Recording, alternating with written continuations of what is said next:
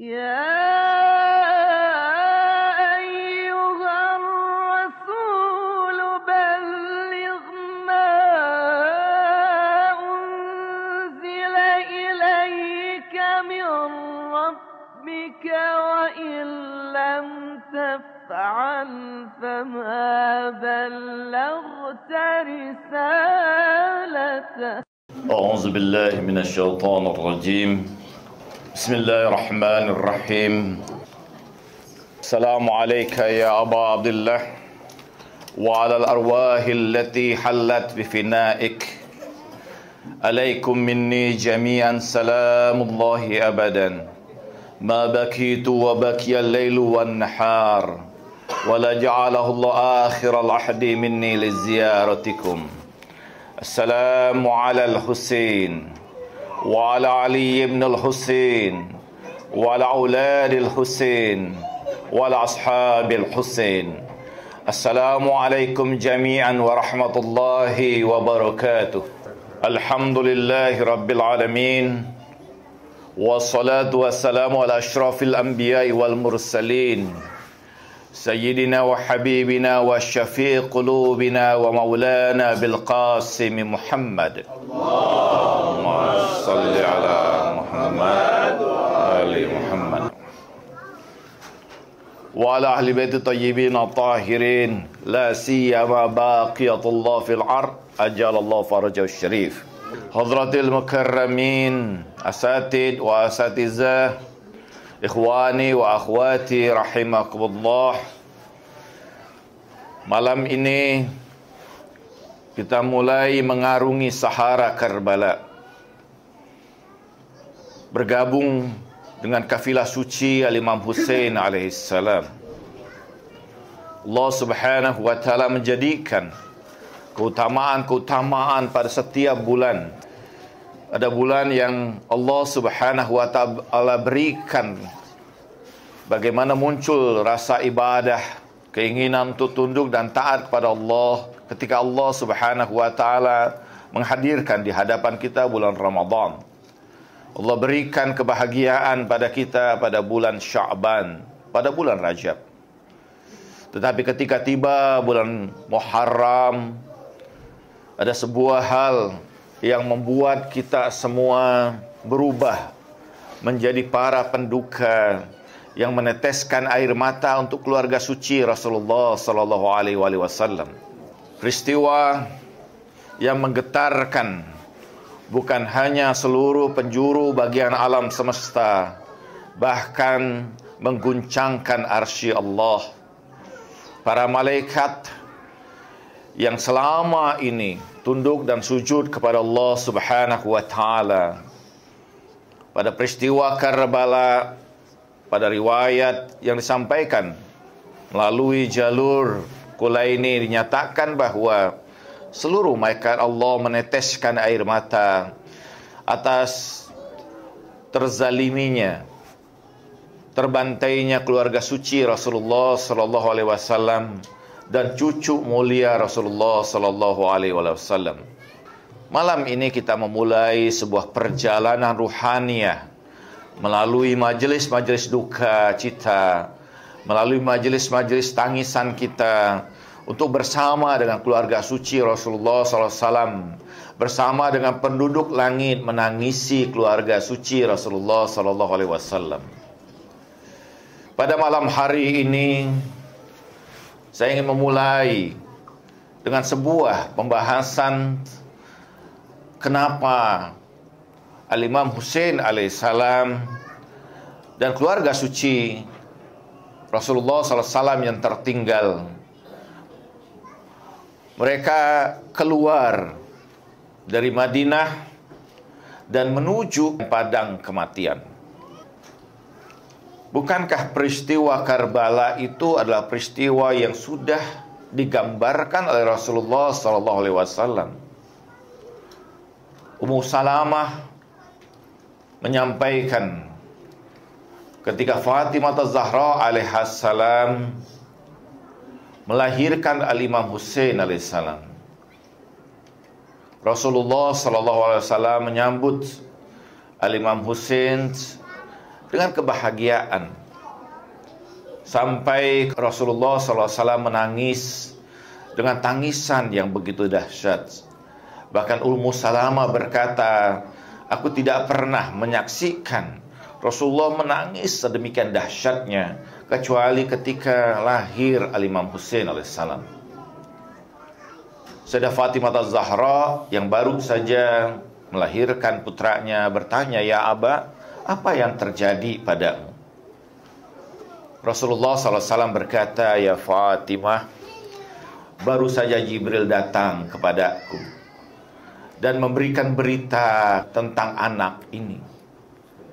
Sayyidah Fatimah bertanya, ya Aba, apa yang akan terjadi pada anak ini? Rasulullah SAW berkata bahwa Allah Subhanahu wa Ta'ala mengabarkan bahwa anak ini akan terbunuh di sebuah padang yang gersam. Darahnya akan membasahi padang itu, dan kepalanya terpisah dari tubuhnya. Terguncang Sayyidah Fatimah Az-Zahra alaihissalam mendengar apa yang disampaikan ayahnya. Sayyidah Fatimah bertanya, ya Abah, apakah pada saat itu terjadi kita masih bersama dengannya? Rasulullah SAW berkata, tidak, wahai Fatimah, tetapi kita akan menyaksikan peristiwa itu di balik tirai kegaiban. Duhai Fatimah, berjanjilah kepadaku bahwa engkau akan memberikan syafaat bagi setiap muslimat yang menangisi Al-Husain, dan aku akan memberikan syafaat bagi setiap muslim yang menangisi Al-Husain. Bahwa peristiwa Karbala sudah digambarkan jauh sejak Al-Imam Husain dilahirkan ke dunia ini. Lantas kenapa kemudian Imam Husain keluar dari Madinah dan menuju padang syahadah, padang kematian itu? Di dalam Al-Quran pada surah Al-Ahzab, Allah Subhanahu wa Ta'ala pada ayat ke-72 Allah berfirman, Inna aradal amanah ala samawati wal ard wal jibal fa'abainaha ayyahmilnaha wa hamalahal insan innahu kana zaluman jahula. Allah Subhanahu wa Ta'ala berfirman, kami telah turunkan amanah ini kepada langit dan bumi, bahkan kepada gunung-gunung, tetapi tidak ada satu pun yang mau memikulnya. Dan kemudian manusia yang memikulnya, sesungguhnya manusia itu zalim dan bodoh. Dalam satu penafsiran tentang ayat ini, atau umumnya penafsiran tentang ayat ini menggambarkan bahwa yang dimaksud dengan amanah itu adalah Al-Quran. Allah Subhanahu wa Ta'ala menurunkan Al-Quran, tetapi tidak ada yang mampu menanggung kemuliaan, keagungan, keluar biasaan Al-Quran itu. Sampai manusia yang memikulnya menerima amanat itu. Dan Allah menggambarkan karena begitu beratnya amanah itu, Allah menggambarkan bahwa manusia itu sungguh telah berlaku zalim dan sangat bodoh. Tetapi dalam tafsir yang lain, di dalam tafsir kita temukan pada tafsir Al-Amsal, Allah Subhanahu wa Ta'ala ketika menjelaskan dalam makna amanah, yang pertama bahwa apa yang disebut dengan amanah. Amanah satu akar kata dengan kata aman, atau bersumber dari kata aman, yang berarti segala sesuatu yang tidak ada ancaman padanya. Seseorang yang berada dalam keadaan aman, maka dirinya akan menjadi tenang, dia akan menjadi tentram. Kata amanah atau kata aman juga satu akar kata dengan kata iman, yaitu keyakinan, kekuatan, kepercayaan pada sesuatu yang menguatkan diri seseorang. Seseorang yang menjaga amanah disebut dengan amin. Dalam pemaknaan secara umum, amanah digambarkan sebagai sesuatu yang diberikan kepada seseorang untuk menjaganya. Kepada siapa sesuatu itu diberikan? Kepada orang yang amin, yang dipercaya. Karena tidak mungkin kita memberikan sesuatu kepada seseorang yang kita tahu bahwa orang itu tidak akan berlaku jujur. Karena itu bahwa Allah menggambarkan dalam konteks ini dengan kata amanah bahwa sesuatu itu diberikan kepada yang layak untuknya, yang mampu menanggung itu. Siapa yang mampu menanggung itu? Allah menggambarkan manusia. Karena hanya manusia ini yang memiliki kemampuan untuk menanggung amanah ini. Tetapi di ujung ayat itu, sehingga banyak membingungkan orang bahwa Allah mengatakan innahu kana zaluman jahula. Tetapi manusia itu adalah golongan orang yang zalim, dan bodoh. Dalam penafsiran Allamah Tabatabai dalam Al-Mizan mengatakan bahwa Allah menggambarkan dengan kata zalum. Zalum itu berasal dari kata bermakna berarti gelap. Gelaplah yang mampu menerima cahaya. Karena kalau tidak ada kegelapan, maka tidak ada juga cahaya. Artinya kebodohan. Karena ada kebodohan itulah bahwa dia punya potensi untuk menerima pengetahuan. Manusia memiliki kedua itu. Pada diri manusia ini ada potensi untuk menerima cahaya kebenaran. Dan ada potensi untuk menjadi sempurna dengan pengetahuan. Hanya manusia yang memiliki kedua hal ini. Tidak pada makhluk yang lain.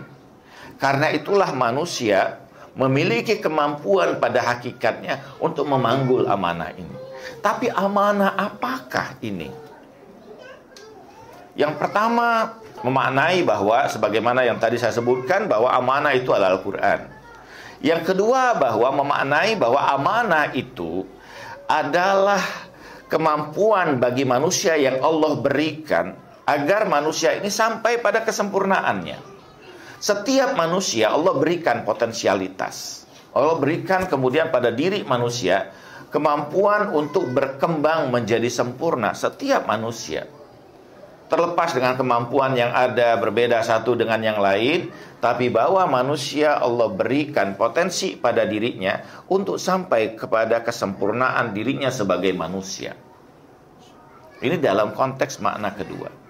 Tetapi makna ketiga, dalam tafsir Al-Amsal digambarkan bahwa yang dimaksud amanah dalam konteks ini, yang manusia kemudian berlaku zalim dan bodoh terhadapnya, adalah wilayah. Bahwa amanah yang dimaksud tidak lain pada hakikatnya adalah amanah wilayah. Kenapa amanah wilayah ini menjadi sesuatu yang sangat penting, yang Allah dengan mubalaghah mengatakan bahwa tidak ada satu apapun yang mampu menanggung wilayah ini.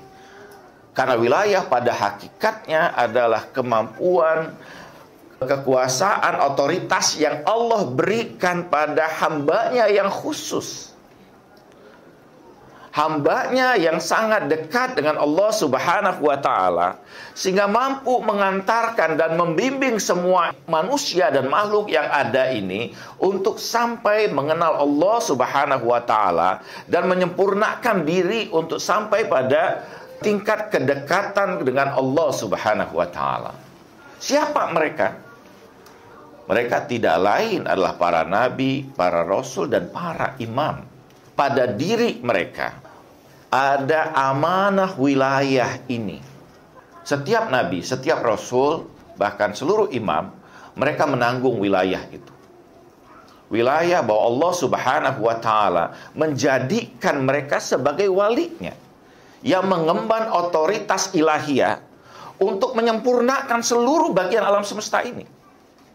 Allah jadikan Adam alaihissalam sebagai khalifah di muka bumi. Ini ja'ilun fil ardi khalifah. Apa tujuannya? Untuk menyempurnakan seluruh bagian alam semesta ini. Kehadiran mereka ke alam semesta ini pada hakikatnya untuk mengantarkan seluruh bagian alam semesta, bukan hanya manusia, untuk sampai pada hakikat kesempurnaan. Tanpa manusia yang seperti ini, Tanpa wali-wali yang seperti ini, maka apapun yang Allah ciptakan di alam semesta ini tidak akan sampai pada tujuannya.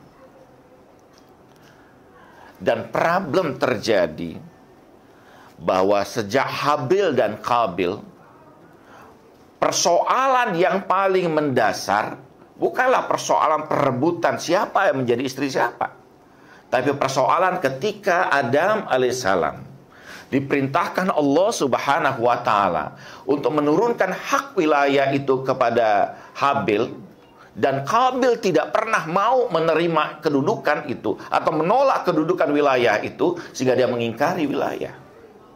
Sampai pada puncak pengingkaran yang sangat luar biasa terjadi ketika Rasulullah SAW melantik Al-Imam Ali alaihissalam di Padang Al-Ghadir. Kita beberapa waktu lalu memperingati Idul Ghadir.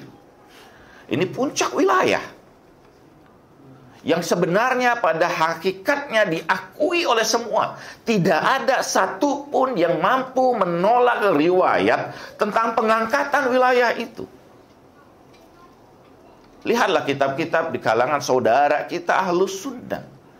Andai kita mau jujur, kita akan mendapati ada banyak riwayat yang menegaskan tentang wilayah ini pada Imam Ali bin Abi Thalib. Sebagai contoh, silahkan buka pada kitab Imam Al-Ghazali, pada kitab yang berjudul Rasail, pada bab Tartibul Khilafah wa Mamlakah. Imam Al-Ghazali dalam kitab itu mengatakan, walaqad asfaratul hujjah wajuhuha wa jama'il jamahir alamatani hadzal hadis min khutbatihi yawma 'idil ghadir hum wa huwa yaqul man kuntu maulahu fa hadza aliyyun maula. Allahumma shalli ala Muhammad wa ali Muhammad. Faqala Umar, bakhin ya Abul Hasan, laqad asbahta maulaya wa maula kulli maula. Faqala Al-Ghazali, fahadha taslimu wa radiyu wa tahkim, walakin ba'da hadha ghalabat hawali hubbi riyasa wa adawa ila adawatul khilaful awal wa saqahum bika'sil hawa li hubbi riyasah. Imam Al-Ghazali mengatakan bahwa telah menguning hujah itu, telah terkumpul permata atas khutbah Rasulullah SAW dengan kesepakatan seluruhnya, bahwa Rasulullah berkata bahwa barang siapa yang menjadikan aku maulanya, maka Ali adalah maula. Umar berkata, wahai bapaknya Hasan, engkau telah menjadi maulaku dan maula dari setiap maula. Imam Al-Ghazali mengatakan ini adalah penerimaan, keredoan dan penetapan. Tetapi setelah ini menanglah hawa nafsu akan kecintaan pada kekuasaan, dan bagaimana agama ditaruh ke belakang. Wa yastaru bi ayatihi samanan qalila, dan dia menjual agama ini dengan harga yang sangat sedikit, sehingga menimbulkan permusuhan, pertikaian di kaum muslimin. Pertikaian atas dasar apa? Atas dasar wilayah. Dan apa yang terjadi kemudian? Dalam konteks wilayah ini terus menerus terjadi pada seluruh wasi, seluruh wali Rasulullah Sallallahu Alaihi Wasallam, sehingga Imam Ja'far mengatakan bahwa kunna masmumun au maktulun. Kami ini, kata Imam Ja'far, diracun atau dibunuh. Kenapa? Karena sebagian besar tidak sudi akan hak wilayah ini ada pada Ahlul Bait alaihimussalam. Dan Imam Hussein alaihissalam menyadari betul bahwa perjalanan ke Karbala, perjalanan menuju syahada adalah perjalanan menegakkan wilayah. Sehingga Rasulullah SAW mengatakan, laula kadima'uka ya Husain la yabqa dinullah. Kalaulah bukan karena darahmu, wahai Al-Husain, maka tidak tinggal agama Allah ini di muka bumi. Tahukah kita bahwa Nun di masa yang lalu ada pengkhianatan yang begitu besar? Sekiranya tidak terjadi peristiwa di Karbala, akankah kita mengenal antara Islam Muhammadi, Islam yang ditegakkan oleh Rasulullah Sallallahu Alaihi Wasallam dan Ahlul Bait yang suci, dan Islam yang sudah dicemari oleh pengkhianatan, kerakusan, syahwat, kekuasaan, kecintaan pada dunia? Sekiranya tidak terjadi pengorbanan darah Imam Hussein dan keluarga suci Rasulullah di padang Karbala, manusia berlaku zalim dan bodoh ketika tidak menyadari hakikat wilayah ini. Karena tidak mungkin alam semesta ini akan dapat berjalan sampai pada kesempurnaannya tanpa kehadiran seorang wali. Sekiranya kita bisa bayangkan, andai sahibul asri waz zaman ajallahu farajahu syarif, Allahumma shalli ala Muhammad wa ali Muhammad, tidak mengalami kegaiban dan terbunuh ketika masih belum mampu menunaikan amanah wilayah yang ada pada dirinya, apa yang terjadi pada alam semesta ini? Seluruh yang Allah turunkan pada Rasulullah Sallallahu Alaihi Wasallam, seluruh risalah ilahi tidak akan sampai pada tujuannya. Karena tujuan utama dari risalah ilahi ini adalah menciptakan alam semesta ini sampai pada kebaikan yang paling puncak. Ketika seluruh rahasia yang ada di alam semesta ini terungkap untuk kesempurnaan kehidupan umat manusia. Ketika seluruh bagian alam semesta ini dikuasai oleh orang-orang yang soleh. Sebagaimana Al-Quran mengatakan bahwa walaqad katabna fi zabur min ba'di dzikri annal ardo yarisuha ibadiyas solihun. Dan telah kami tetapkan pada kitab Zabur bahwa dengan sebagian penjelasan bumi ini akan kami wariskan kepada hamba-hamba yang soleh. Ketika seluruh sistem yang Allah inginkan di dalam Al-Quran itu teraktualisasi dan terwujud di alam semesta ini, sehingga tidak ada lagi kemudian pemisahan antara orang yang paling kaya dan orang yang miskin. Kehidupan dipenuhi dengan beragam keadilan dan kemuliaan. Tidak ada lagi kemudian penghinaan pada perempuan. Tidak ada lagi perendahan kepada orang-orang yang mustadafin. Tidak ada lagi kezaliman yang mampu kemudian berlaku semena-mena di muka bumi ini. Itu yang diinginkan Allah. Sekiranya kemudian Allah membiarkan tidak terjadi peristiwa kegaiban, dan kemudian al-imam sahibul asri waz zaman telah terbunuh sebelum masa wilayahnya, maka semesta ini kemudian tidak ada maknanya. Sekiranya kita kembali pada pembicaraan kita bahwa tidak terjadi peristiwa Karbala, apa yang terjadi? Tidak seorang pun akan mengenali bahwa Nun di sana telah terjadi kezaliman.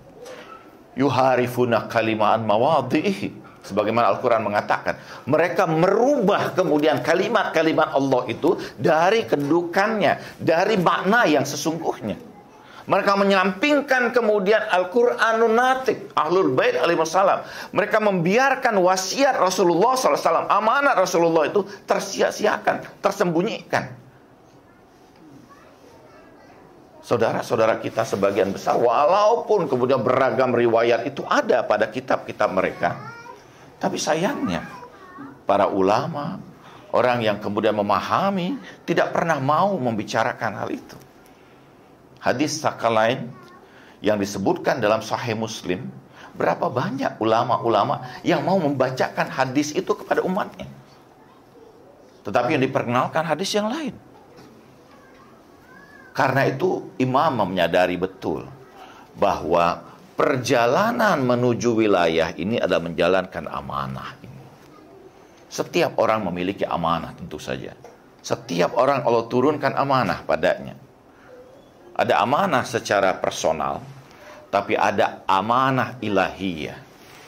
Dan di dalam Al-Quran, Allah Subhanahu wa Ta'ala menjelaskan hanya satu ayat yang berbicara tentang amanah di antara manusia yang kita pahami selama ini.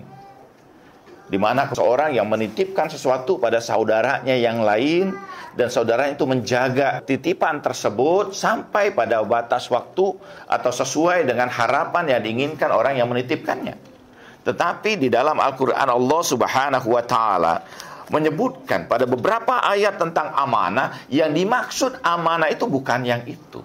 Tapi yang dimaksud dengan amanah ini adalah hakul wilayah. Dalam surah An-Nisa ayat 58, Allah Subhanahu wa Ta'ala berfirman, "Ya ayyuhallazina amanu la takhunullaha war rasul wa takhunu amanatikum wa antum ta'lamun." Pada surah Al-Anfal ayat 70 Allah mengatakan, "Wahai orang-orang yang beriman, janganlah kamu mengkhianati Allah dan Rasul, dan jangan kamu mengkhianati amanat yang ada pada dirimu, dan engkau mengetahui itu." Allah menggambarkan bahwa yang dimaksud amanat pada konteks ini adalah pengkhianatan, adalah orang-orang yang kemudian berkhianat. Allah melarang orang berkhianat kepada Allah dan Rasulnya. Apa amanat Allah pada kita? Apa amanat Rasulullah pada kita? Tidak lain adalah para wali yang ditinggalkan oleh Rasulullah SAW. Para wasi yang ditinggalkan oleh Rasulullah SAW kepada kita semua. Karena dengan kehadiran mereka lah kita mampu melihat kebenaran. Dengan kehadiran mereka lah kita mampu mencapai kesempurnaan kita. Dan Allah melarang itu. Dan jangan kamu khianati amanat yang ada pada dirimu itu. Bukan benda yang ada pada diri kita ini, tetapi hakul wilayah ini. Saya pernah mendengar, dan mungkin ulama itu saya yakin pernah datang ke sini juga. Syekh Ja'far Al-Hadi pernah berbicara dulu ketika saya masih di KUM. Dia memberikan nasihat, pada diri dan pundak kalian itu ada amanah ilahi. Apa yang dia maksud dengan amanah ilahi itu? Syekh Ja'far Hadi mengatakan bahwa tidak lain itu wilayah Ahlul Bait alaihimussalam. Allah Subhanahu wa Ta'ala memberikan kemuliaan pada kalian semua dengan memperkenalkan kalian dan masuk dalam wilayah Ahlul Bait alaihimussalam. Ini satu anugerah, satu nikmat dalam kehidupan kita yang tidak tertandingi apapun. Tetapi bahwa pada wilayah itu ada amanat yang harus kamu tanggung di pundak kamu. Kita bertanya, apa itu Syekh? Kelak ketika dikumpulkan di Yaumil Mahsyar, ada banyak orang yang akan menuntut diri kalian. Kita bertanya padanya, kenapa mereka menuntut kami ya Syekh? Dia berkata bahwa kalian berada dalam wilayah Ahlul Bait alaihimussalam, tapi kalian tidak pernah memperkenalkan kepada saudara-saudara kalian, orang-orang yang dekat dengan kalian, tetangga kalian, orang yang mengenal kalian, bahkan pada anak-anak kalian tentang wilayah Ahlul Bait ini. Sehingga ketika Allah Subhanahu wa Ta'ala membukakan di Yaumil Mahsyar tentang kemuliaan, keindahan, keluar biasaan dari wilayah ini, mereka menuntut kalian. Pada pundak kita ada amanah itu, ada amanah wilayah. Imam Hussein alaihissalam mengetahui dengan sangat jelas bahwa perjalanan ini bukan perjalanan biasa. Ini perjalanan menegakkan wilayah yang dengan cara itu Islam tetap hidup, Islam tetap hadir, Islam tetap ada, sekalipun beragam usaha untuk kemudian memadamkan cahaya Islam. Ikhwani wa akhwati, saksikanlah. Saat ini, dimanapun bumi kita injak, dimanapun kita berada, di sana kita mendapatkan ada pecinta Ahlul Bait alaihimussalam. Ada suara-suara yang menyambut panggilan Imam Hussein. Dimanapun kita berada. Saya pernah ditugaskan untuk mendidik guru-guru di Papua, di tempat yang jauh, di daerah Raja Ampat, yang tidak jauh dari tempat yang begitu indah, di sebuah tempat kabupaten terpencil. Saya mendidik, suruh melakukan training terhadap guru-guru yang ada di sana. Dan ternyata di antara mereka ada pecinta Ahlul Bait alaihissalam. Dan bukan hanya satu orang, tapi ada beberapa orang yang di sana menjadi pengikut Ahlul Bait alaihissalam. Pernahkah kita terbayang pada tempat yang sangat jauh, yang dari Jakarta harus memakai pesawat lebih kurang 5 atau 4-5 jam untuk sampai ke tempat itu. Dari sana, dari Sorong, dan harus naik lagi boat kurang lebih 2 jam untuk sampai kepada kabupaten yang kecil itu. Tapi di situ ada pecinta Ahlul Bait alaihissalam. Suara Imam Husain sampai ke tempat itu. Salli ala Muhammad ali. Adakah saat ini tempat yang di situ suara Imam Husain, panggilan Imam Husain tidak terjawab sekalipun oleh satu orang? Apa gambaran ini semua? Ini alamat tentang apa? Alamat bahwa peristiwa Karbala telah meneguhkan ajaran Islam ini. Dan pada satu masa kita akan menyaksikan bahwa apa yang Allah sampaikan di dalam Al-Quran, Iza ja'a nasrullahi wal fath wa ra'aitana sayadkhuluna fi dinillahi afwaja. Dan kalau nanti kemenangan itu terjadi, maka kamu akan menyaksikan semua orang berbondong-bondong masuk agama Allah ini. Semua orang berbondong-bondong untuk menjadi pecinta Ahlul Bait alaihissalam. Tanpa kita sadari, tanpa kita ketahui bahwa suara Imam Husain sampai pada pelosok-pelosok muka bumi ini. Dan itu Imam Husain sadar betul, Imam Husain tahu tentang hakikat semua itu. Karena itulah Imam Husain, sekalipun bahwa sudah digambarkan sejak kelahirannya bahwa padang Karbala itu adalah padang kematian, padang karbun wabala, padang kesyahidan, padang di mana keluarga suci Rasulullah dibantai dalam keadaan kehausan dan dahaga yang begitu luar biasa. Tapi Imam Husain terus melakukan perjalanan itu. Perjalanan menunaikan amanat ilahi untuk menegakkan wilayah. Ikhwani wa akhwati, malam hari ini kita memulai perjalanan Karbala. 50 tahun setelah jasad Rasulullah SAW dibaringkan di samping Masjid Nabawi. Dunia Islam telah terbentang dari Andalusia hingga di negeri-negeri Asia. Para pemeluk-pemeluk Islam baru berdatangan. Cahaya Islam telah menerangi hampir separuh muka bumi. Tetapi pecinta-pecinta dunia, mereka tidak puas dengan apa yang terjadi. Mereka ingin merubah kembali risalah ilahi, kembali pada masa jahiliyah, di mana tiran berkuasa menguasai karena kekuasaan dan kecintaan mereka pada dunia ini. Keluarga suci Rasulullah SAW diabaikan. Rumah Ali bin Abi Thalib didobrak dengan kasar.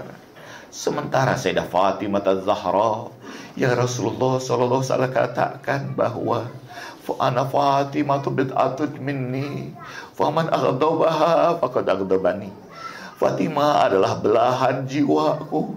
Barang siapa yang membuatnya marah, maka dia membuatku marah.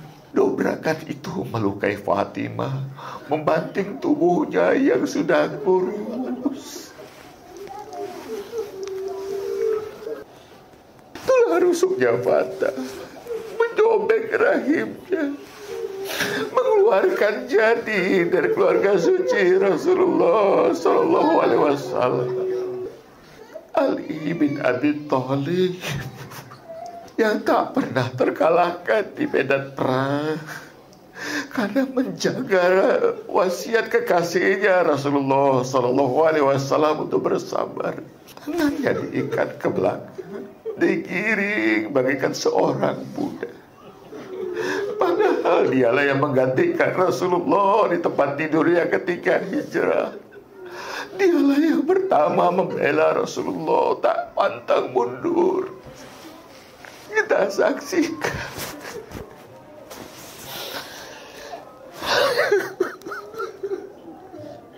ketika wasiat cucu Rasulullah SAW Al-Hasan untuk dikuburkan jasadnya di samping datuknya, panah-panah berhamburan merobek kain kafannya.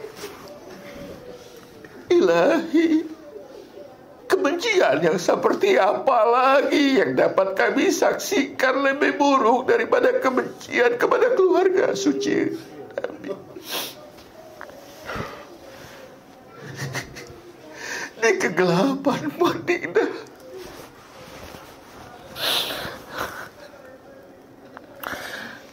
di atas makam Nabi, kita saksikan wajah suci itu membenamkan wajahnya di pusara datunya Rasulullah Sallallahu Alaihi Wasallam. Ia menangis. Ia menangis mengadukan keadaan kepada datunya. Ya Rasulullah, Engkau saksikan bagaimana umat memperlakukan kami.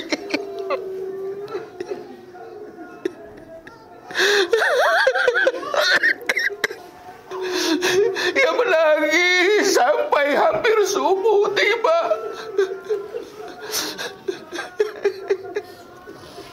Dan kemudian dia tertidur di atas pusara Rasulullah Sallallahu Alaihi Wasallam. Dalam tidurnya ia saksikan datuknya yang cintai datang kepadanya sambil berkata, "Duhai Husain sayangku."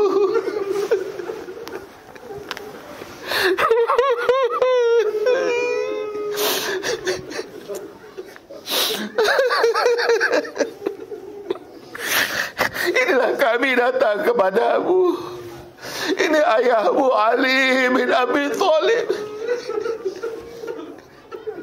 Ini ibundamu Fatimah. Dan ini abangmu Al-Hasan bersamaku. Ya Husain, mereka menyampaikan salam untukmu dan merindukan kepadamu untuk segera datang bergabung bersama kami.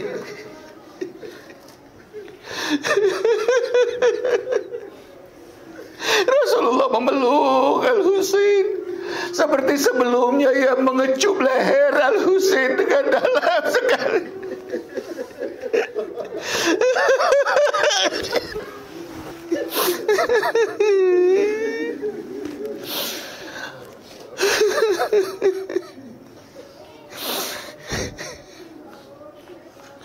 Rasulullah berkata, "Ya Husain, segeralah bergabung bersama dengan kami. Laka darajatan fil jannah. Padamu akan ada derajat yang sangat tinggi. Tidak akan kau menggapainya kecuali dengan syahadah." Imam Husain terjaga dari tidurnya.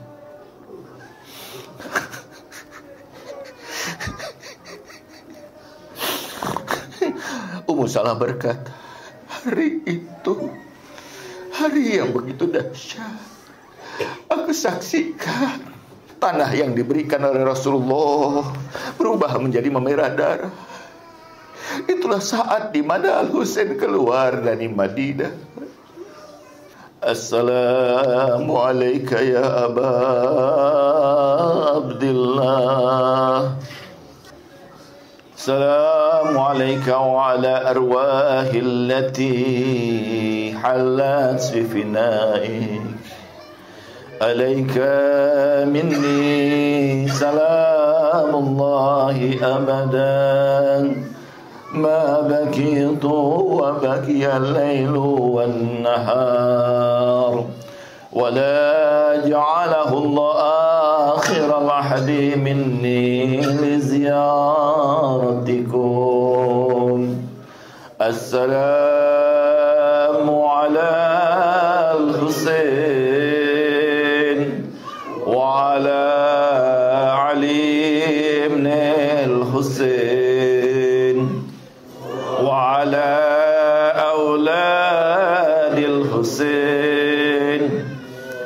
وعلى أصحاب الحسين السلام على الحسين وعلى علي بن الحسين وعلى أولاد الحسين وعلى أصحاب الحسين السلام على الحسين وعلى علي بن الحسين وعلى أولاد الحسين وعلى أصحاب الحسين وصلى الله على سيدنا محمد وعلى الطاهرين والحمد لله رب العالمين والسلام عليكم ورحمة الله وبركاته.